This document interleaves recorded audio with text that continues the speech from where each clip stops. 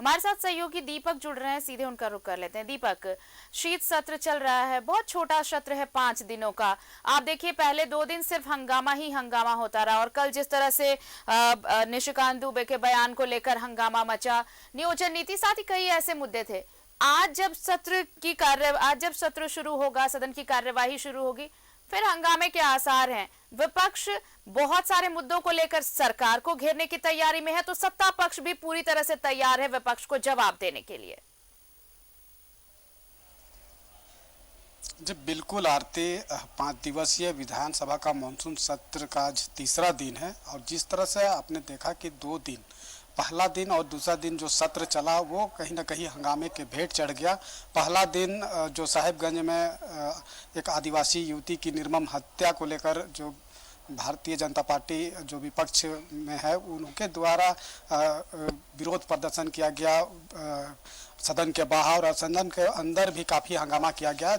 और इसकी वजह से जो न्यायिक सदन की जो कार्रवाई है वो नहीं चल सका। और उसके बाद कल दूसरा दिन था। कल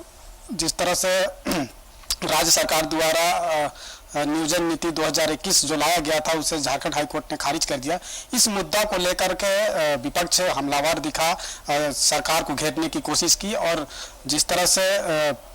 भाजपा सांसद लोकसभा में मुख्यमंत्री से संबंधित एक सवाल उठाया जिसमें मुख्यमंत्री को बलात्कारी बताया, तो इस मुद्दा के बाद जैसे ही उठा उसके बाद से ही जो सत्ता पक्ष के जो सदस्य है वो काफ़ी इसको लेकर के विरोध प्रदर्शन किया और अंततः कल भी आपने देखा कि इस सवाल को जैसे ही यह मामला सामने आया सदन में, उसके बाद से ही ये हंगामे के भेंट चढ़ गया और महज 20 मिनट ही सदन की कार्रवाई चली। तो कह सकते हैं कि जब दिन भर की जो कार्रवाई होती है उसमें अगर महज 20 मिनट की अगर कार्रवाई चलेगी तो आम जनमानस के से जुड़े जो मुद्दा है वो सदन में कैसे आएगा। और आपने सही कहा, जो 5 दिनों का एक विशेष मानसून सत्र है जो काफ़ी छोटा है। अब ऐसे में आम की जो जन मुद्दे हैं वो अगर सदन में नहीं आते हैं तो यह चिंताजनक है। इस पर सभी माननीय सदस्यों को भी इस पर ध्यान देने की जरूरत है और जब छोटा सदन होगा और ऐसे मुद्दे नहीं आ पाएंगे और हंगामे के भेंट चढ़ जाएगा तो जनहित में क्या कुछ काम हो पाएगा ये भली भांति आप और हम सभी लोग समझ सकते हैं। अभी तक का जो कार्रवाई हुई है 2 दिन, पहला दिन के दौरान एक उम्मीद होती है कि जनता के लिए जो मुद्दे हैं, जिन सवालों का जवाब जनता जानना चाहती है वो सदन में मिल पाएगा। जब ऐसे प्रतिनिधि वहां जुटेंगे, जब जनप्रतिनिधि जो विधायक है जो जुटेंगे तो उन मुद्दों पर चर्चा हो जाएगी। लेकिन सिर्फ इस शोर शराबे से, सिर्फ इस हंगामे से सिर्फ और सिर्फ नुकसान हो रहा है, वक्त जाया हो रहा है और जनता का नुकसान हो रहा है। किसी मुद्दे पर चर्चा नहीं हो रही, सिर्फ हंगामा ही हंगामा।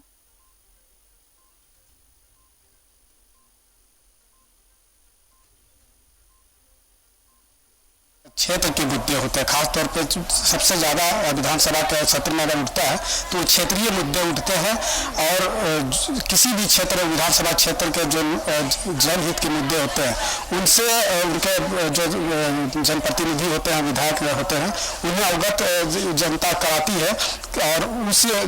सवाल को सत्र में उठाने के लिए सदस्य है वो भी अपने स्तर से तमाम तरह की तैयारी करता है कि वो सदन में उठाएंगे वैसे सवाल को और जनहित में वैसा काम होगा। लेकिन जब विधानसभा का जब सत्र अगर हंगामे के भेंट चढ़ जाएगा तो वैसे सवाल नहीं उठ पाते और ये अमूमन देखने को मिलता है। जितने भी, चाहे वो मानसून सत्र हो, ग्रीष्मकालीन सत्र हो या फिर शीतकालीन सत्र हो, जब भी सदन चलता है तो वैसे मुद्दे जो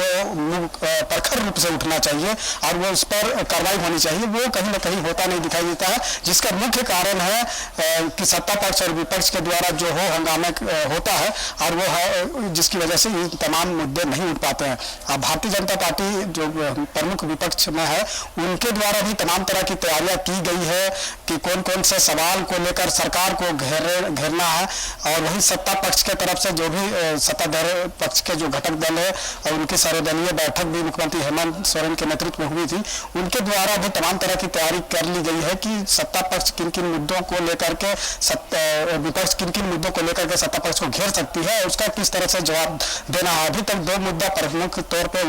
उभर कर सामने आया है, जिसमें साहिबगंज में आदिवासी महिला की हुई निर्मम हत्या और दूसरा राज्य सरकार द्वारा बनाए गए नियोजन नीति 2021 जिसे झारखंड हाईकोर्ट ने खारिज। ये दोनों मुद्दा काफी प्रमुख तौर पर विपक्ष ने उठाया है और सरकार से जवाब मांगा है कि आखिर इस मुद्दों पर क्या कुछ सरकार की रुख है, क्या कुछ कार्रवाई कर रही है। हालांकि मुख्यमंत्री हेमंत सोरेन ने कल सदन में इस बात को स्पष्ट कर दिया है कि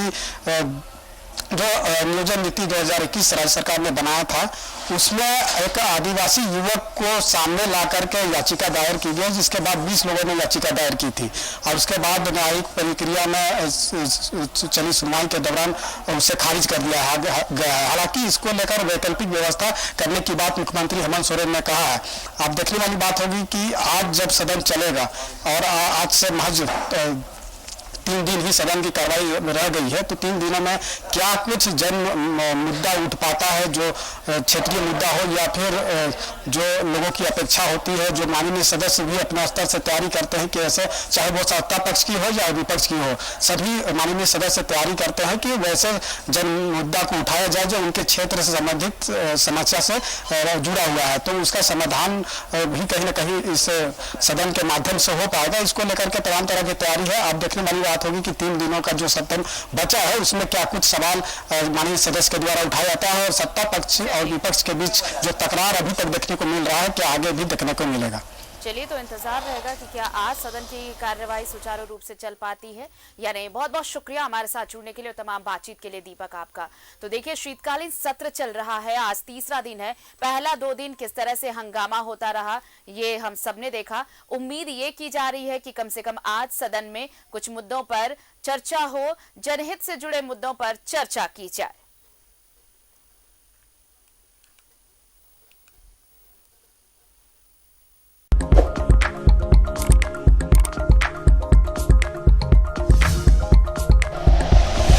like and share videos, subscribe करें हमारा चैनल और प्रेस करें बेल आइकॉन। न्यूज़ 11 भारत, सच है तो दिखेगा।